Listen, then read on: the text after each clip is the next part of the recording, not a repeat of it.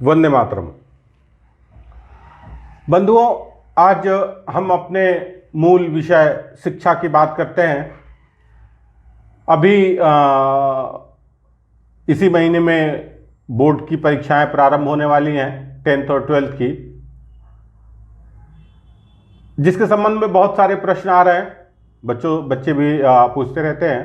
तो एक दो बातें चर्चा योग्य हैं।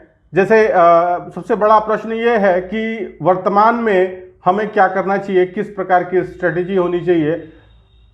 तो देखिए, सबसे पहले तो हमें अभी अगर पूरे वर्ष भर जिन टॉपिक्स को बहुत अच्छे से किया है उसको थोड़ा सा और अच्छे से करना चाहिए। अगर मान लीजिए कोई नई चीज या कोई नई बुक या नए प्रकार के क्वेश्चन ट्राई करने की कोशिश भरसक नहीं करनी चाहिए। बोर्ड परीक्षाओं की अगर बात करें, कॉम्पिटिटिव के लिए तो अच्छा रहता है, नए प्रश्नों पर हमेशा ही अच्छा रहता है, लेकिन अभी कुछ इस प्रकार के प्रश्न जैसे कई बार हम सोचते हैं कि थोड़े मुश्किल वाले क्वेश्चन हम अटेम्प्ट करें। तो इस तीन परिस्थितियों में अगर आपने पहले नहीं किया है तो इस तरह का सजेशन नहीं रहता है। कि इसके दो कारण हैं। एक तो बहुत मुश्किल प्रश्न अगर कॉम्पिटिटिव के लेवल का है, आईआईटी जेईई के लेवल का है, अगर 12th वाले बच्चों की बात करें, और 10th वाले जैसे फाउंडेशन के जो क्वेश्चन है आईआईटी जेईई फाउंडेशन के, तो इस प्रकार के बहुत टफ क्वेश्चन भी सीबीएसई पूछता नहीं है।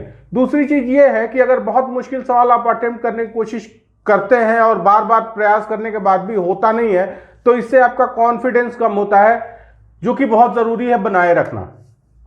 वर्तमान में जो आपका सबसे बड़ा अस्त्र है वो कॉन्फिडेंस ही है। दूसरी चीज ये है कि जो सिलेबस है, जो आज तक आपने पढ़ा है, जो नोट्स हैंडमेड है, जो आपने प्रिपेयर किया है, उसको बार बार रिवाइज करने की एक रिवीजन का फिक्स टाइम रख लेना चाहिए। और नोट्स हमने जो कुछ ऐसे बनाए हैं जो प्रिसाइज नोट्स हैं, एक पूरा चैप्टर 2 पेज 1 पेज में है, तो उनको बार बार देखते रहना चाहिए। और कहीं भी कंफ्यूजन हो तो हमें बुक्स से सीधे देखना चाहिए, किसी और सोर्स से। ज्यादातर गूगल करते हैं, हमको वेग सा एक आइडिया मिलता है जो कि ठीक नहीं होता है। बहुत प्रिसाइजली आप बुक में देखें, और जो आपने नोट्स प्रिसाइज नोट्स बनाए हैं तो आप उनको रेगुलर इंटरवल पे देखते रहें। इसके अतिरिक्त जो इस समय करने योग्य है वो अधिक से अधिक मॉक टेस्ट देना। नियम बना लीजिए कि रोज कम से कम 1 से 2 मॉक टेस्ट देने ही देने हैं। मॉक टेस्ट देना है, अगर आप कहीं पढ़ने जा रहे हैं तो वहां दे रहे हैं, उसके अलावा आप घर पे भी एक मॉक टेस्ट दीजिए। और टाइम की पाबंदी का ध्यान रखते हुए, जैसे 3 घंटे का पेपर है तो आप एकदम स्ट्रिक्ट जो है टाइम फ्रेम अपना लीजिए, और कोशिश ये रहे कि 2 घंटे 45 मिनट में पेपर आपका कंप्लीट हो जाए।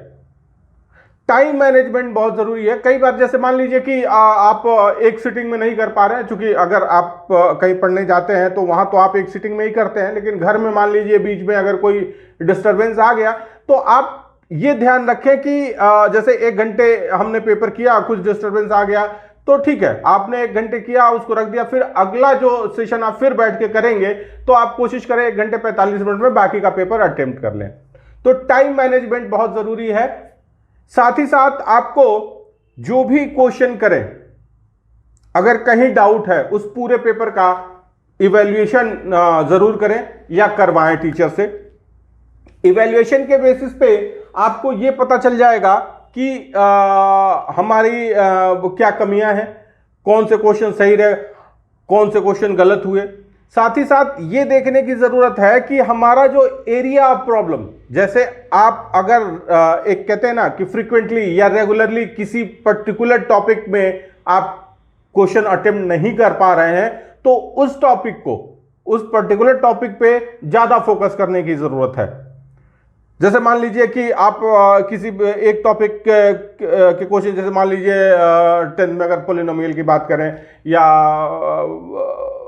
किसी भी जैसे कोई टॉपिक अपना ऑर्गेनिक केमिस्ट्री का है 12th में, या कुछ भी, अगर जहां जो प्रॉब्लम वाली जगह है, तो यदि आप, जैसे होता है क्या कि किसी टॉपिक का क्वेश्चन आप इजीली जो है 1 2 3 4 जितने मॉक टेस्ट दिए उसमें सारे आराम से होते गए, लेकिन मान लीजिए कि किसी टॉपिक में क्वेश्चन फंस जा रहे हैं, नहीं हो पा रहे हैं, तो उन पे एक बार उनको थॉरोली रिवाइज करें।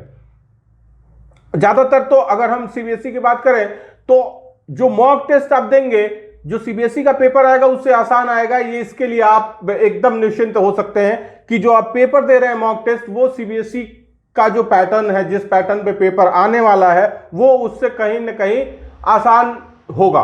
तो ये अगर एक माइंडसेट लेके आप एग्जाम में जाएंगे तो ये आप 5% का एडवांटेज यहां से आप लेंगे।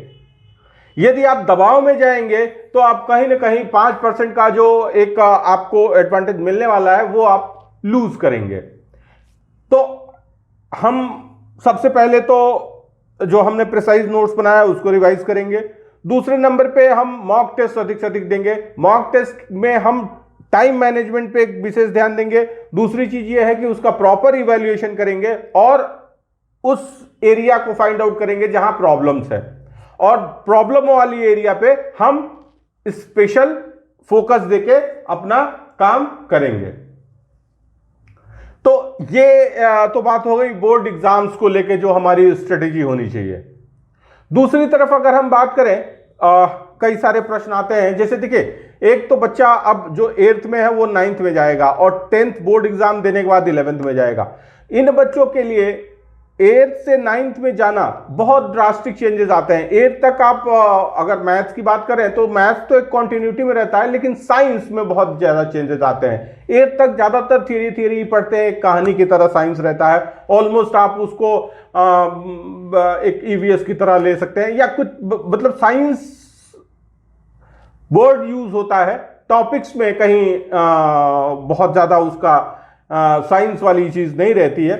आगे जैसे ही 9th में जाएंगे तो 9th और 10th को कहा जाता है कि भाई साइंस की जो लैंग्वेज है वो आप 9th 10th से सीखते हैं। अगर 9th में जैसे केमिस्ट्री की हम बात करें तो जैसे फॉर्मूला राइटिंग है या मोल कंसेप्ट है, ये सब चीजें 11th में फिर जाकर रिपीट होती हैं। लेकिन 9th में अगर इन चीजों पे आपका कंट्रोल, नियंत्रण नहीं है तो 11th में इनको पकड़ने में आसानी नहीं होगी। तो इसलिए 8th से जो 9th में जा रहे हैं उनको एक बार माइंडसेट चेंज करके, मतलब कोई डरने वाली बात नहीं है, लेकिन अब थोड़ा माइंडसेट चेंज करके और चीजों को ज्यादा सीरियसली लेने की जरूरत है। 8th तक आपका एक कहते हैं कि बचपने में निकल जाता है, लेकिन 9th से आपकी सीरियस पढ़ाई स्टार्ट हो जाती है। तो आप उसकी सीरियसनेस को समझें। आगे जाके जो आप कॉम्पिटिटिव एग्जाम देंगे या जो कुछ भी आपके प्लान्स हैं उसमें आपका एक कह सकते हैं कि 9th से आपका वो रूटीन स्टार्ट हो जाना चाहिए। इवन सिविल सर्विसेज भी जो लोग देना चाह रहे हैं उनके लिए भी अब सजेस्ट किया जा रहा है कि आप 9th से चीजों को उसी डायरेक्शन में सोचें और करने की कोशिश करें, क्योंकि अब वो दिन नहीं है कि आप 10 साल तैयारी कर रहे हैं और एक जनरेशन का नोट्स अगला जनरेशन नहीं। अब तो साल भर में एक स्टूडेंट 3 बार नोट्स अपने ही रिवाइज करता है, नए नोट्स बनाता है। तो कहने का मतलब यह है कि जो बच्चे 8th से 9th में जा रहे हैं और 10th से 11th में जाएंगे उनमें एक बहुत बड़ा चेंज आने वाला है इन टर्म्स ऑफ स्टडीज, या सिलेबस की बात करें, कंसेप्ट्स की बात करें, तो वो पूरा जो है एक बहुत लार्ज स्केल पे चेंज हो जाएगा। 10th से जैसे 11th में जाते हैं, वास्तव में फिजिक्स, केमिस्ट्री, मैथ्स आपका स्टार्ट होता है 11th में, और 9th 10th को हम कह सकते हैं कि फिजिक्स केमिस्ट्री का लैंग्वेज हम सीखते हैं। तो एक बात तो ये हो गई। इसके अतिरिक्त कई पेरेंट्स इस समय जैसे बच्चे बोर्ड एग्जाम दे रहे हैं या 8th से 9th में जा रहे हैं तो उनका एक प्रश्न रहता है, कई बार आते हैं कि भाई देखिए, वो एक मुहावरा कहते हैं, घर की मुर्गी साग बराबर, या जो स्थिति रहती है उससे हम संतुष्ट नहीं होते हैं। दूर का लगता है कि वो ज्यादा अच्छा है, हमारा कम अच्छा है। हम बात कर रहे हैं स्कूल्स की। कई बार पेरेंट्स को लगता है कि हमारा बच्चा जिस स्कूल में पढ़ रहा है वो स्कूल अच्छा नहीं है, दूसरा वाला स्कूल अच्छा है। तो मैं आपको बता दूं कि स्कूल सारे एक ही जैसे हैं, अंतर बस फीस का हो सकता है, डिस्टेंस का हो सकता है। अब होता क्या है कि कई बार पेरेंट्स प्रेस्टीज इश्यू बना लेते हैं एक डिमॉन्स्ट्रेशन इफेक्ट जिसको कहते हैं, पीयर ग्रुप प्रेशर होता है, पड़ोसी का प्रेशर होता है, नेबरहुड प्रेशर, सोसाइटी का प्रेशर कि हमारा बच्चा कहां पढ़ रहा है।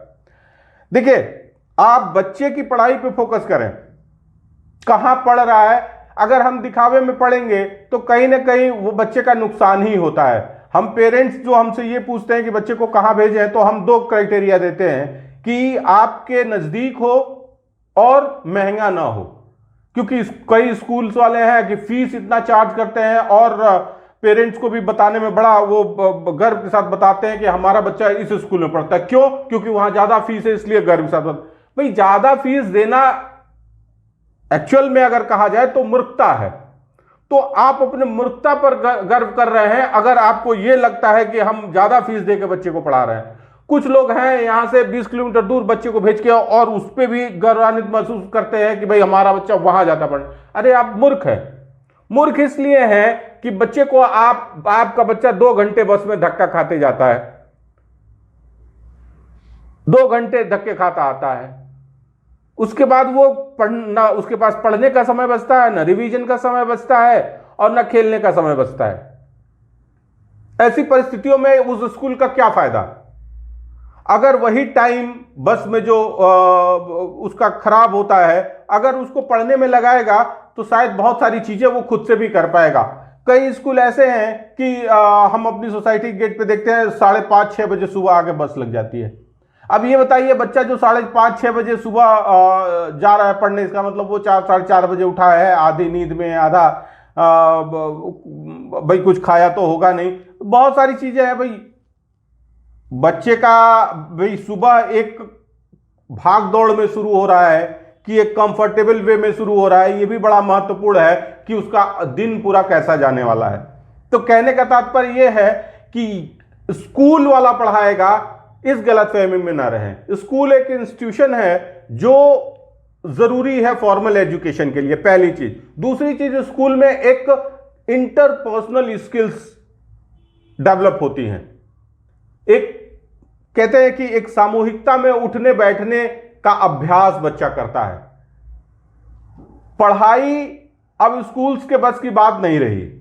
कारण बहुत सारे स्कूल्स हैं कि वो टीचर्स अच्छे नहीं मिल रहे, क्योंकि भाई देखिए स्कूल्स का एक मोटिव है अपना प्रॉफिट मैक्सिमाइजेशन करना, और प्रॉफिट मैक्सिमाइजेशन करने के लिए सबसे जरूरी एक भाई टीचर्स की सैलरी ज्यादा देनी पड़ती है। अगर आप अच्छे टीचर्स रखेंगे तो टीचर्स वो काम चलाओ रखते हैं। जो टीचर सारे कई तरह के कॉम्पिटिटिव क्वेश्चन या सीबीएसई के ही जो बहुत अच्छे क्वेश्चन है उसको कराने में सक्षम नहीं होते हैं। कई स्कूल्स तो 2 सब्जेक्ट पढ़ाने वाले टीचर हायर करने लगते हैं। कई स्कूल्स में साल में 2 महीना टीचर गायब ही रहता है, छोड़ के चला गया। तो स्कूल्स के भरोसे आप पढ़ाई, देखिए सारे स्कूल वाले एक बात मान चुके हैं और अपनी स्ट्रेटेजी उसी के आधार पर बनाते हैं कि बच्चा कहीं ना कहीं ट्यूशन पढ़ने जाता है, किसी न किसी कोचिंग का छात्र है। तो स्कूल वाले निश्चिंत हैं कि बच्चा मार्क्स लाएगा ही लाएगा, और वो इसका एक प्रेशर बनाना दिसंबर से शुरू कर देते हैं, जब वो प्री बोर्ड और प्री बोर्ड और उसका प्री 4 तरह के वो एग्जाम लेते हैं। तो वो बेसिकली बच्चों को इतना प्रेशराइज कर देते हैं कि मार्क्स लाना उसकी मजबूरी है, और चूंकि सीबीएसई में लिबरल मार्किंग होती है तो मार्क्स भी आ जाते हैं। तो ये आप दिमाग से निकाल दें। कुछ लोग बसें आती हैं दूर दूर से, 10-10, 15-15, 20-20 किलोमीटर के स्कूल हैं। इतना दूर बच्चे को भेजने का कोई मतलब नहीं है, रैशनैलिटी नहीं है। और कोई अगर इसको बड़ा अपना अच्छा डिसीजन मान रहा है तो उससे बड़ा मूर्ख कोई नहीं है। आपके आसपास जो स्कूल है बच्चों को वहां भेजिए जहां वॉक करके बच्चा जा सकता है और फीस बहुत ज्यादा ना हो। इससे बच्चे का टाइम भी बचेगा और वो टाइम यूटिलाइज करेगा। एक और बात जो पेरेंट्स पूछते हैं, आजकल फैशन में है, ट्रेंड में है डमी स्कूलिंग या नॉन अटेंडिंग स्कूलिंग। पता नहीं गवर्नमेंट क्या सोचती है, क्या कहती है, क्या नियम बनाती है। सीबीएसई ने नियम बना रखा है 75% अटेंडेंस का। अगर ऐसा है तो ये नॉन अटेंडिंग स्कूलिंग चल कैसे रही है?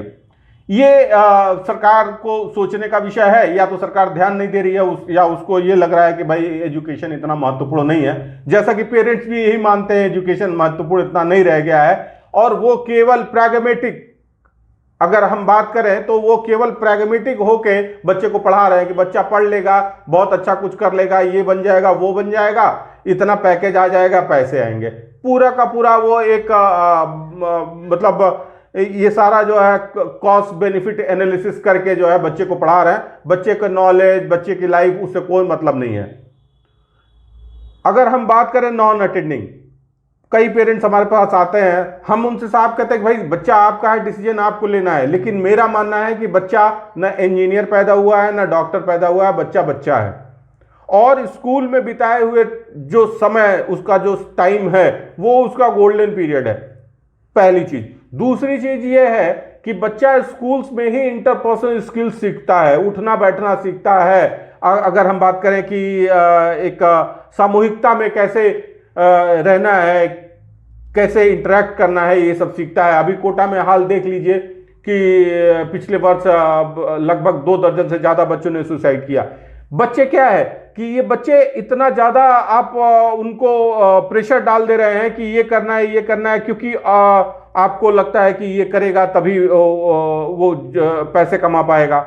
और इस चक्कर में बच्चे पे जरूरत से ज्यादा प्रेशर आ जा रहा है। मेंटल इनस्टेबिलिटी, मानसिक अस्थिरता की स्थिति में वो हमेशा पाया जा रहा, और आगे जाके भी जीवन में आगे भी वो इस स्थिति से उबर नहीं पाता है। हमेशा वो तनाव, एक हम बच्चे को परमानेंट तनाव देते जा रहे हैं। अभी तक स्थिति धीरे धीरे, मतलब कुछ हद तक ठीक थी, लेकिन धीरे धीरे कुछ वर्षों से स्थिति ज्यादा खराब होती जा रही है। तो बहुत सारे एरियाज हैं, कोई जरूरी नहीं है कि हर कोई इंजीनियर और डॉक्टर ही बने। इवन अगर हम लाइफ साइंसेज की बात करें तो डॉक्टर से अच्छे अच्छे अब बहुत सारे फील्ड हैं कि जो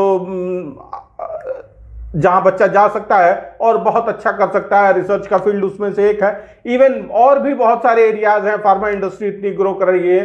तो डॉक्टर बनना एक बात है, इसके अलावा भी बहुत सारे फील्ड्स ऐसे हैं। तो बहुत ज्यादा प्रेशर बनाना कि नहीं आपको मेडिकल ही क्लियर करना है, और ये कोचिंग वाले तो वो भाई उनका तो बिजनेस है, और वो पूरी मार्केटिंग की टीम लगा रखी है, आपको कन्विंस करने के लिए वो सब करेंगे। और जो मजेदार बात यह है कि पेरेंट्स को जो कन्विंस करते हैं उनको ना मेडिकल से कभी मतलब रहा है, ना इंजीनियरिंग से मतलब रहा है। वो आपके बच्चे को आईटी भेजने के सपने दिखाते हैं, जो खुद कभी इवन उसमें से बहुत सारे साइंस सब्जेक्ट के स्टूडेंट भी नहीं रहे होंगे, लेकिन वो आपको भरोसा दिलाते हैं कि आपका बच्चा आईटी जाएगा, आपका बच्चा एम्स जाएगा।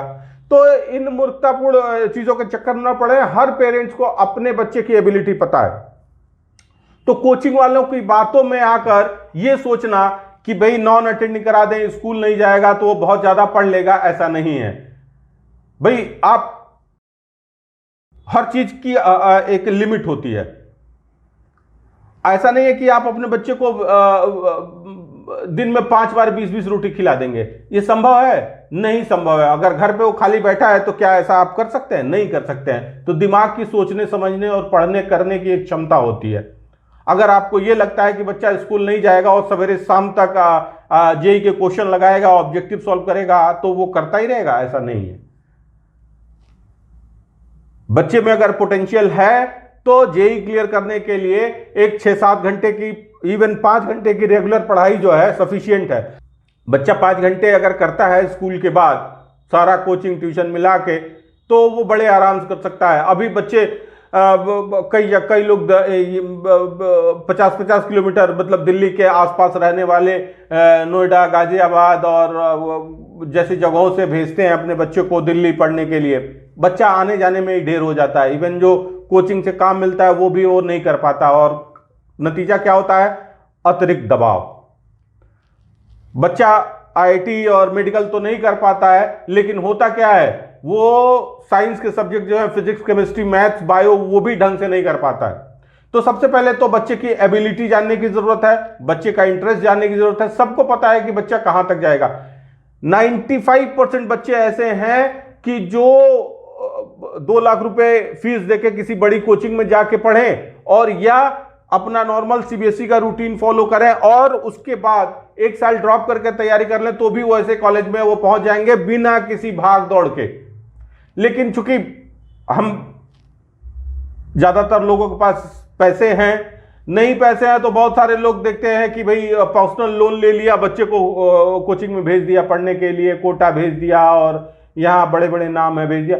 भाई देखिए, बच्चा 200 लोगों के बीच में हर बच्चा सरवाइव करेगा, हर बच्चा बराबर। 200 बच्चों की क्लास में मुश्किल से 4 से 5 बच्चा ऐसा होता है कि जो उस एटमॉस्फेयर में, उस प्रेशर में परफॉर्म कर पाता है, बाकी 195 ऐसे ही बैठे रहते हैं। सच्चाई ये है, अगर वो कहीं 10-5 के ग्रुप में पढ़े तो ज्यादा अच्छा। इवन वो सीबीएसई के ही करिकुलम पे फोकस करें और एडिशनल अपना मेहनत करें बैठ के क्वेश्चन करने की, तो वो बेटर परफॉर्म करेंगे।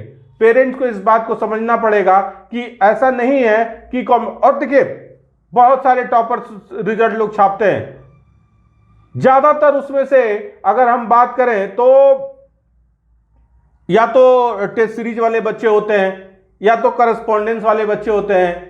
कहने का तात्पर्य यह है कि जो एक लुभावन जो एडवर्टीजमेंट्स आते हैं उन पे जाने की आवश्यकता नहीं है। हम कहीं ना कहीं उस ट्रैप में फंस जाते हैं। उसमें से बहुत सारे रिजल्ट जो है मैनेज्ड होते हैं। करस्पॉन्डेंस के बच्चों का या ऑल इंडिया टेस्ट सीरीज जिसने दे दिया उसका भी फोटो छापते हैं, कुछ अपना मैनेज कर लेते हैं। तो कहने का ये है कि ये एक जो है कि हर बच्चा आईआईटी ही जाएगा ये जरूरी नहीं। भाई इतने लाख बच्चे एंट्रेंस दे रहे हैं, 15-20 हजार बच्चों को ही दाखिला मिलने वाला है, तो हमको इस बात को समझना पड़ेगा। और बहुत सारे और भी कोर्सेज अब ऐसे आ गए हैं जो आईआईटी से कम नहीं और जिसमें आपका बच्चा अच्छा परफॉर्म कर सकता है। तो हमें 12th में बच्चे जो विशेष रूप से हैं उनके एक तो पहले हमको इंटरेस्ट जानने की जरूरत है, दूसरे उसका पोटेंशियल जानने की जरूरत है, और तीसरे एक बार उसका जो है आप एनालिसिस तो करें कि आखिर बच्चा कर क्या सकता है। तो बच्चे से वही कराएं जो वो कर सकता है। भाई तो आप तलवार से सब्जी नहीं काट सकते और चाकू लेके आप लड़ाई के मैदान में नहीं जा सकते। तो कहने का एक दिन और मैं चर्चा कर रहा था कि भाई मारुति 800 लेके आप फरारी की रेस में जाके शामिल हो जाएं, कहें कि नहीं हम बहुत अच्छा चलाएंगे तो जीत जाएंगे। कैसे जीत जाएंगे भाई? अगर फरारी एक मॉडरेट स्पीड में भी चलेगी तो भी मारुति 800 अपने फुल स्पीड में चल के उसको नहीं पाएगी। तो ऐसा कंपटीशन कराने से क्या फायदा भाई? वो कोचिंग वाला कोई शरबत तो रखा नहीं है ज्ञान का कि पिला देगा बच्चे को और बच्चा परफॉर्म करने लगेगा। भाई बच्चे का एक ग्रेजुअल डेवलपमेंट जैसा हुआ है। भोजन की प्रिपरेशन वाली बात है, भोजन स्वादिष्ट तब होता है कि जब वो समय लेके धीरे धीरे पकता है। आप सारा कुछ सब्जी, तेल, पानी, मसाला, हल्दी, नमक इकट्ठे कुकर में डाल के और सीटी लगा दें, सब्जी खाने लायक नहीं रहेगी। और यही हम बच्चों के साथ करते हैं कि 12th तक हम बच्चे पर ध्यान अगर 11th तक नहीं दिए हैं तो 12th में आप कहीं भेज दीजिए, किसी भी जगह आप 50 लाख रुपए दे दीजिए कोचिंग वाले को, तो क्या वो आईआईटी भेज देगा? कैसे भेज देगा? तो कहने का तात्पर्य यह है कि आप बच्चे का पोटेंशियल तो देखें। आपने बच्चे, हम ये नहीं मानते कि बच्चे, कोई बच्चा कमजोर होता है या किसी के पास दिमाग ज्यादा होता है, किसी के पास कम नहीं। सबके पास दिमाग बराबर मिला हुआ है, लेकिन हम परवरिश कैसा करते हैं? हम बच्चे को 8th से 9th से या 6th से हमने उसकी अपब्रिंगिंग कैसे की है, हमने उसको कैसे पढ़ाया लिखाया है, उस पर ध्यान कैसा दिया है, वैसा ही वो परफॉर्म करने वाला है। अचानक से अगर आपको लगता है कि 2 साल में हम 10 लाख रुपया खर्च कर देंगे कोचिंग पे तो हमारा बच्चा आईआईटी चला जाएगा, तो ये आपकी मूर्खता है। सेम जैसा भोजन में है कि आप 5 मिनट के अंदर अगर आप चाहें कि सारा कुछ कुकर में डाल के और कुकर बंद करके और 20 सीटी लगा दें तो वो बहुत अच्छा हो जाएगा, ऐसा बिल्कुल नहीं है। तो बच्चा आपका है, आप उसके बारे में जो कुछ भी सोचेंगे अच्छा ही सोचेंगे, लेकिन अच्छा तब सोच पाएंगे जब आप जो अलग अलग तरह की चीजें हैं, मन लुभावन बातें, जैसे बच्चा पीयर ग्रुप प्रेशर में रहता है उसको समझाना, डिमॉन्स्ट्रेशन इफेक्ट पेरेंट्स का दिखावा, उससे बाहर आए। भाई आपके पास बहुत पैसा, इसका मतलब ये थोड़े है कि पैसा बर्बाद करेंगे आप। वो केवल पैसा नहीं बर्बाद कर रहे हैं, बच्चे का जीवन भी बर्बाद कर रहे हैं आप। तो डिमॉन्स्ट्रेशन इफेक्ट से बाहर आए। किसी को कॉपी, भाई उनका बच्चा यहां चला गया, अरे उनका बच्चा कहां गया उससे क्या मतलब है? आपका बच्चा जहां जाने लायक है वहां भेजिए ना। भाई ऐसा नहीं है कि अगर कोई आईआईटी नहीं जाता उसकी कोई लाइफ नहीं होती है।